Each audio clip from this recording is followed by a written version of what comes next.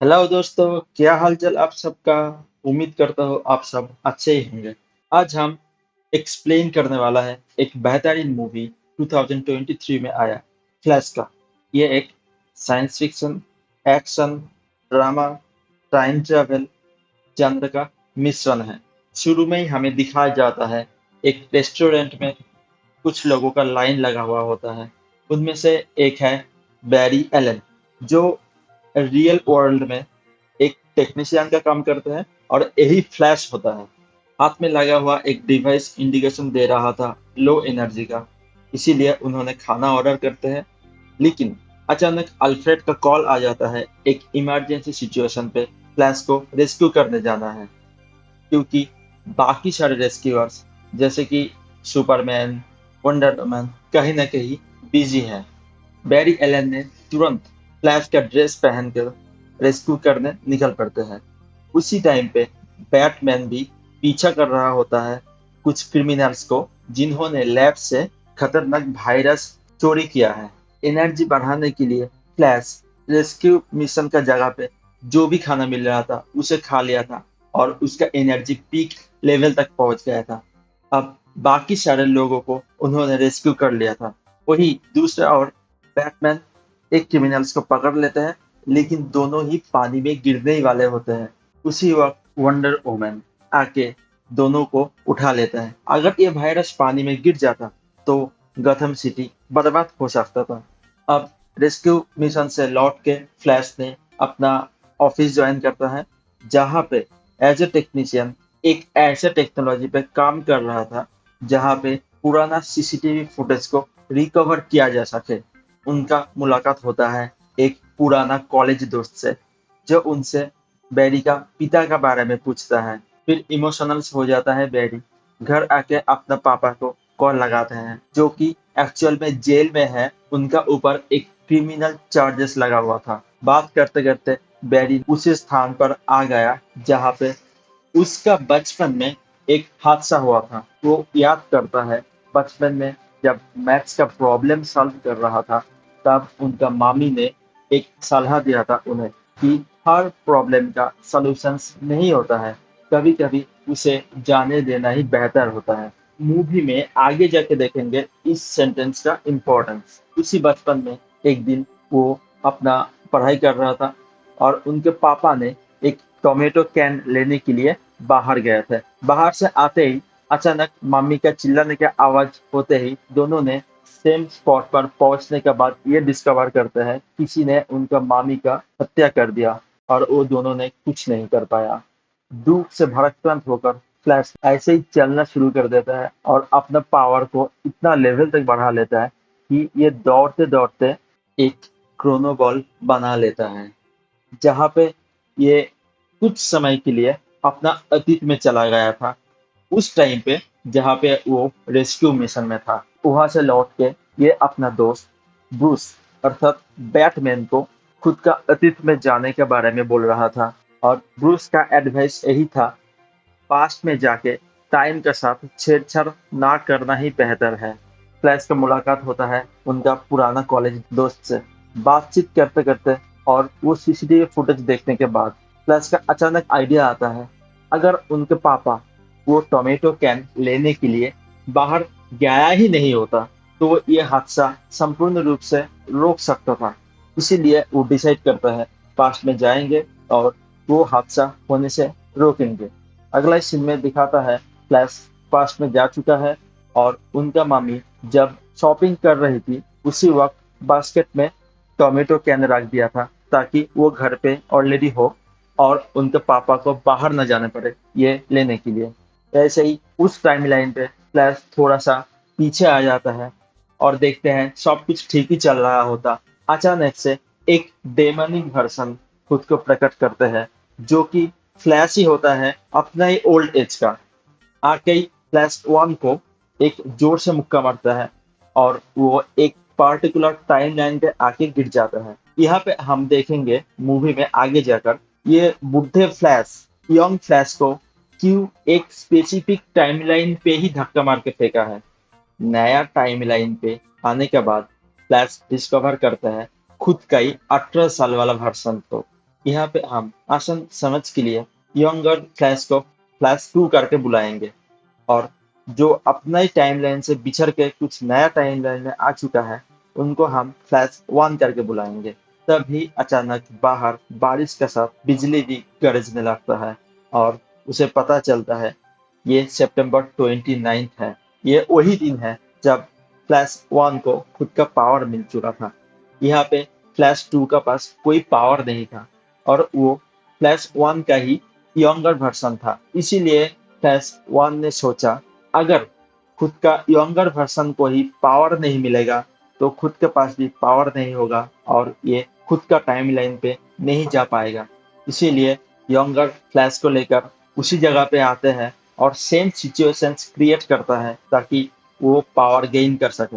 लेकिन procedures follow करने के बाद फ्लैश 2 का पास तो पावर आ जाता है, लेकिन फ्लैश 1 अपना पावर खो देता है। पता चलता है इस टाइमलाइन पे धरती पे जॉड आ चुका है, जो कि क्रिप्टन प्लैनेट से आया एक विलेन है, जिनके साथ सुपरमैन का फाइट हुआ था फ्लैश 1 का टाइमलाइन 1 पे। अब हम फ्लैश 2 का टाइमलाइन 2 पे हैं, इसीलिए फ्लैश 1 उन सारे सुपर हीरो को ढूंढने निकल पड़ता है, लेकिन किसी का आता पता नहीं होता है। अर्थात इस वर्ल्ड में कोई सुपरमैन, कोई बैटमैन, कोई वंडर वुमन, कोई होता ही नहीं है जो जॉब को रोक सके। लेकिन फ्लैश वन डिटरमाइंड था उन सबको खोजने के लिए, और ढूंढते ढूंढते जहाँ पे अपना वर्ल्ड में बैटमैन का सारे रिसर्च का जो सेंटर था टाइमलाइन 2 का, उसी फिजिकल जगह पे पहुंचता है। पहुंचने के बाद वो डिस्कवर करता है यहाँ पे एक्चुअल में बैटमैन है, लेकिन गॉथम सिटी इतना सेफेस्ट सिटी बन चुका है कि बैटमैन अपना काम छोड़ दिया है। और यहाँ पे बातचीत करके इसे पता चलता है ये जो मेन टाइमलाइन है, यहाँ पे किसी भी पॉइंट पर एक छेड़छाड़ करने से ही एक नया टाइमलाइन बन जाता है, जिसका फ्यूचर तो बदलता है ही, लेकिन उसका साथ साथ उसका अतीत भी बदल जाता है। और बार बार छेड़छाड़ करने के रिजल्ट में ये चाउमीन जैसा कुछ खिचड़ी बन जाता है, जिसका शुरू अंत कुछ पता नहीं चलता है। एक दूसरे से कोलाइड भी कर चुका होता है, ओवरलैपिंग भी रहता है। फिर दोनों ने डिस्कवर करते हैं अंडरग्राउंड में जाकर कि ये एक्चुअल में बैटमैन का रिसर्च सेंटर है, और वहां पे लगा हुआ सारे डिवाइस को यूज करते हुए फ्लैश वन ढूंढ रहा होता है सुपरमैन का, क्योंकि ये क्रिप्टन प्लैनेट से आया, बाहर से आया हुआ कोई भी मटेरियल्स को ये ट्रैक करने लगता है, और बैटमैन को एक इमोशनल मैसेज भी भेजता है। इस वर्ल्ड का टाइमलाइन 2 का ब्रूस अर्थात बैटमैन इमोशनल होकर सूट पहनता है, और एक क्लासिफाइड डॉक्यूमेंट फ्लैश 1 के सामने रखता है, जिससे पता चलता है कि सही में क्रिप्टोनियन ग्रह से एक पॉड आया था, जिसको साइबेरिया में कुछ लोग बंदी बनाकर रख दिया। अब ये तीनों निकल पड़ते हैं उसे रेस्क्यू करने के लिए, ये सोचकर कि वही सुपरमैन है। ये जो पॉड है, इसका अंदर उन शख्स को ऐसे रखा गया होता है जहाँ पे सूरज का रोशनी नहीं पहुंचता है, क्योंकि सुपरमैन को सूरज का रोशनी से ही पावर मिलता है। ये तीनों को उसके अंदर सुपरमैन तो नहीं मिला, लेकिन एक लड़की और सुपर वुमेन का ड्रेस मिला, जिसे लेकर ये तीनों बाहर आ गया। अब सबके बीच में बहुत फाइट हो रहा था। उसी वक्त हम देखते हैं सूरज की रोशनी से इस लड़की पावरफुल बनते जा रहा है, और इतना पावरफुल बन चुकी है कि ये यहाँ पे बाकी सारे एनिमी को अकेला ही मार देती है। फिर बैटमैन के घर आके बातचीत करके पता करता है कि ये एक्चुअल में कारा है, जो जॉर ए का बेटी है। काल ए इस कारा का ही काजिन होता है, जिसका देखभाल का जिम्मेदारी कारा पर होती है, लेकिन इसे वो प्रोटेक्ट नहीं कर पाई। अर्थात इस वर्ल्ड में सुपरमैन बचपन में ही मर चुका होता है, और उस जगह पे सुपर वुमेन आ जाती है। अब फ्लैश बैटमैन का सारे टेक्नोलॉजीज यूज करके खुद का पावर फिर से रिगेन करने का कोशिश करता है।